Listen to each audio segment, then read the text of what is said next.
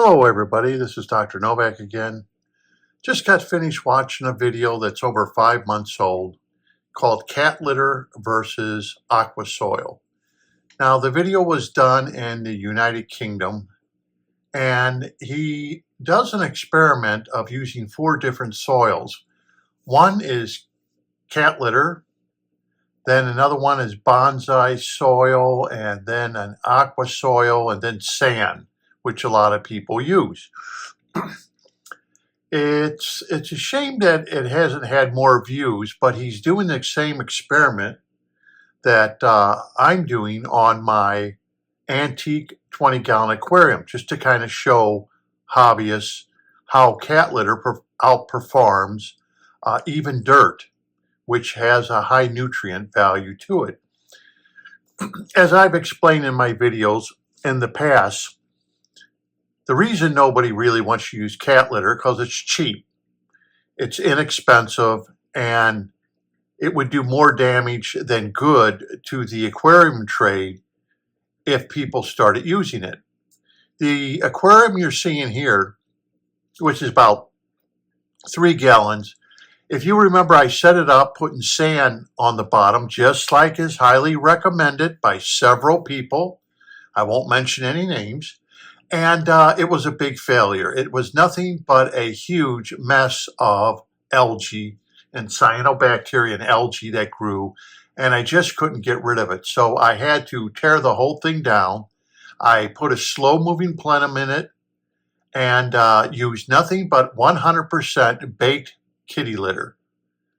And the lights are on from 9 o'clock to 10 o'clock, which means that's 13 hours of light at 100% capacity with the light that's over it. No algae, no problems. Even the plants that I put in there from the from the startup of the sand one that I did with this particular aquarium, I cleaned them off, cleaned the algae off, and they are starting to recover. They're cryptwindenti, and they're starting to recover. And they probably will in a few more months even do better. However, the whole point of it is I showed how I cleaned the cat litter, which isn't hard at all, in my video, and how to use it. And it's what is called a CEC soil, or cat litter is. And because it's an ion exchanger, exchanging one ion for another ion with plants, it's actually to have cantons and anions brought into it. It's one of those things that people just are having trouble trying to accept because manufacturers have, well, what can I say, played on the ignorance of people with their very expensive soils, or how much better they really are than using just plain old baked kitty litter. In the video, he shows that, in fact, the kitty litter, which costs considerably less than any of the other 3 substrates, except for maybe the sand, but the sand was the worst performer. The kitty litter really excelled for the price that you're paying for it. It may take a little bit of putting it in a net and cleaning it out, but other than that, once it's cleaned, it's good to go as a soil or a substrate for your aquarium, especially with a slow-moving plenum. As you see, the bubbler back there is not bubbling very fast. It can't be bubbling more than maybe, I'm guessing, 10, 20 gallons an hour, if that, of water through the substrate. But the thing about it is if you look at the moss that I'm using, it's not all full of algae like what happened with the first time I set it up, that everything just got full of massive algae problems. And as you can see, the moss, which causes a lot of people problems with being algae ridden, has nothing on it. It's real nice, clear, something that we can take a closer look at. And as you can see, there's no algae on it. It's one of those things that people just have trouble understanding that the nutrients are being used up. This is one of those aquariums where it was set up and it's only for betta fish, which means it's got a very light load. But even then, the problems did not exist for the two fish that are in there. There's a male and female betta in there. And it worked out so well that not even the glass is really plagued with algae problems for this aquarium. And this aquarium should last for years. Sorry about the little light in there, but it just trying to get a shot of this is I have to have enough light to shoot this, so sorry about the light. But anyhow, I did want to bring that up where the experiment I'm doing in the antique tank is basically the experiment he did. And I'll show you the antique tank right now and the plants in that. So this is basically the experiment he is showing in the aquarium, where he's using CO2. I use CO2, but I don't use it at its maximum amount. But anyway, the center plant is what you see here is all cat litter. This one is a high nutrient soil. This one over here was cat litter in a closed environment. This one's an open environment. And but the growth of the one with the cat litter is as good, if not better, than the growth that's in the closed system pot here on your right-hand side. That's basically the experiment he's showing. The only difference is this is an open cell basket in the center with the kitty litter. This is closed. The plant did go through a trial, this Wendenti, Cryptocoris Wendenti here, but it's coming back completely. Even though it melted some of the leaves, it's even spreading and adding new leaves at the side of the pot for this one. So it's recovering. Instead of having 100% loss, it's recovering back after the mishap I did. But the center one is doing great, and I've been keeping you up to date with it. And of course, this one's doing good. I'm not going to say it's not, but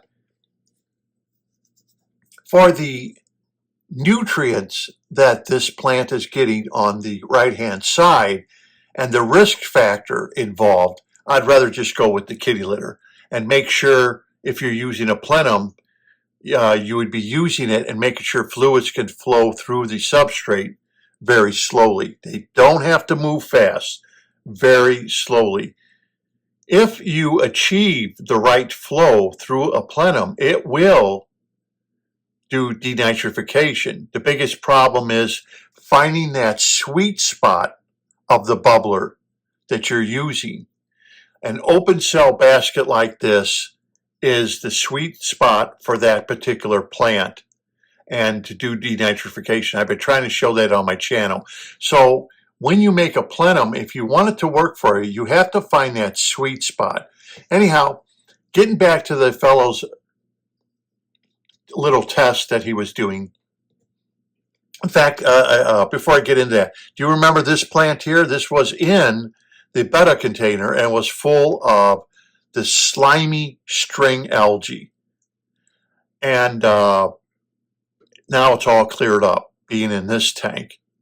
But it was just full of that slimy algae, this Anubias here. But anyway, getting back to his video, so he pretty much shows what I have been telling you, that people need to educate themselves and learn that all the stuff that people are telling you, it's a CEC, the part of the CEC, the capability of your substrate to attract ions is more than important than a substrate that is just full of nutrients for the plant. After all, a plant can only use so much nutrients. So, and sand, of course, was the worst because it has nothing. It's silica based, and sand, because it's silica based, causes silica problems. And we all know that because you see algae grow on glass continuously because it's silica. That's all glass is. Sand is silica based. So anything with silica in it can attract algae and create algae. So it's just something to think about, where your laterite kitty litter here, and he's from the UK. He even shows a picture of the bag he uses from the UK and everything else and how it's working. It's really quite nice to see the experiment where he's using products that cost considerably more, except for the sand, where the sand is failing. So you can probably see on other people's channels where they're using sand, making a deep sand bed, and they're having to put 70% of their aquarium with plants to keep that sand bed from going bad. All I know is when I did a sand bed and I put 2 crypts in it, Wendenti crypts, and I added this into it, it just turned into algae city, and it just would not go away. So that's why I redid the betta container in kitty litter only, 100%, cleaned it, put it in there. Don't need to cut it, don't need to be soil. I mean, people have this misconception that, oh, I have to have high nutrient substrate. No, you don't. Your substrate will attract the ions that you have in the water, the pollution you're making in the water, and it will feed the plants. No different than my 90-gallon aquarium, which is going on 2 years old, and the plants are still doing well. And the only nutrient I've been really adding to it is iron, and that's it, because the fish waste and everything else from eating foods that have nitrates and phosphates in them, their waste is going to the bottom. That waste is being breaking down. Nutrients are being sucked in. The plants are using those nutrients, so you don't have to keep adding more and more nutrients to your substrate if you're using something like kitty litter. And so this Friday I'll be moving things around because to move them in the different light sources. But this gives you kind of an idea of what the video was about. That people really need to start realizing that high nutrient soils like the one on the right, that's not the answer. Okay, sand is not the answer. Also, if you want to use some of these soils that are coming out that manufacturers are making, like pumice, sinter material, stuff like that, these do not provide the same benefits as a CEC soil like kitty litter. And a lot of kitty litter is made from bentonite or laterite, and these will perform a lot better under anoxic conditions. Now this is not new information. This information I did the research on close to 40 years ago. I did all the research on it. And of course, it's very, I understand it's very hard for hobbyists, even in the pond trade, even in the aquarium trade, to accept that fact, that something like that could work so good. It's just unconceivable, because how can it work that good when I'm paying, $30, $40 for this little bag of Aqua-soil, and how can kitty litter outperform it? But anyhow, the video is out there. You can look it up. Kitty litter versus Aqua-soil. It's up to you. Of course, each hobbyist to their own. If you want to use dirt and high nutrient soil, you can. but your growth rate and your production of your plants are not going to be any better. So it's strictly up to you. I know it's hard for people to change their mindset on what people are telling them, that you need high nutrient soil, but you do have a high nutrient soil. You're going to have fish, you're going to have plants, you're going to have decay in your aquarium, and that will automatically cause a high nutrient soil. Eventually, the older it becomes, the more nutrient the soil is going to become.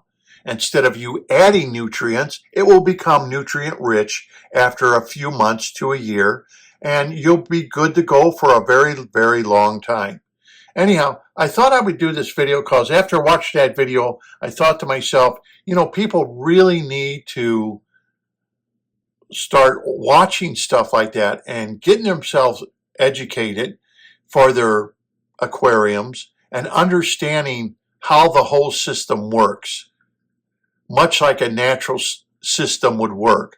I'm talking outside the aquarium, natural systems, how they kind of work and how we're trying to mimic that, and how the nitrogen cycle is actually finished through one of my videos I told you, through wastewater management. The nitrogen cycle is actually finished through anoxic conditions. And that's how they finish cleaning wastewater in wastewater treatment plants, through anoxic conditions. So it's just a small, fast video that you can watch his video. He's from the United Kingdom. It's the same kind of little experiment I'm doing here. And once again, the kitty litter, as he's showing, with a variety of plants, is as good, if not better, than wasting your money on very expensive aqua soils. Okay? So until next time, this is Dr. Novak. I hope you enjoy the videos. Like I said, these are more educational videos. I'm only trying to help the hobbyists, kind of understand that you don't need to spend a lot of money to have a great aquarium, but you do need to do a little bit of work. Okay, you just can't say, I want to dump sand at the bottom of my aquarium, or I want to dump sand and then I want to dump some aqua soil, or I want to dump some dirt and then I want to dump more sand to try to get a nutrient-rich soil. It's not really needed. So until next time, this is Dr. Novak. I hope you enjoyed the video, and please subscribe to my channel. It is really greatly appreciated.